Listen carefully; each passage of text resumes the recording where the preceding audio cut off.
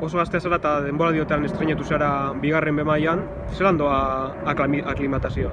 Bueno, aklimatazioa ondo doa. Egia da gaztean azela, baina, bueno, entrenamendutan da erritmo hartzen zu, kategoriara egiten za, eta pixkanaka nivela moten zoaz, da, bueno, nik uste dut nire aklimatazioa azkarra edo positiboa izan dela.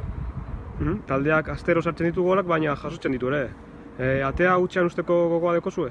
Hombre, gogoak beti dauz, ez? Atea hutsean usteko, baina ez dago inolako nerviorik eta ez da inolako presiorik. Azkenean gure helburu da 3 puntuak lortzea eta horrek esan nahi badeu golen bat jaso biduzula, jasoko gu, baina, bueno, gogoak deko guz bai itziteko porteri hutsean, baina inolako nerviorik, ez. Eta zelan baloratzen duzu taldeak horreinat egindakoa?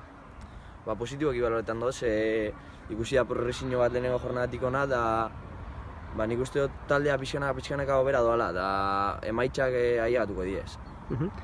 Igandean Logroñosen zelaian jokatuko duzue, zer da ikusten duzu partidu hau?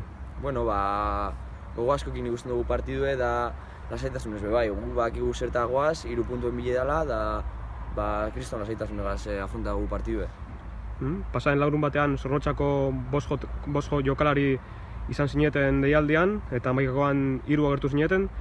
Zer suposatzen du herriko jokalari batentzat auzoterren aurrean jokatzeak? Gauza polita azkenean, ez? Azkenean lagunen aurrian jolastuzu, familian aurrian, da bai herritarrek apoioa mote txue gradatik, gero erdien zehar bai jendea zuekin dau, da gauza politxe da, esperientxe polite.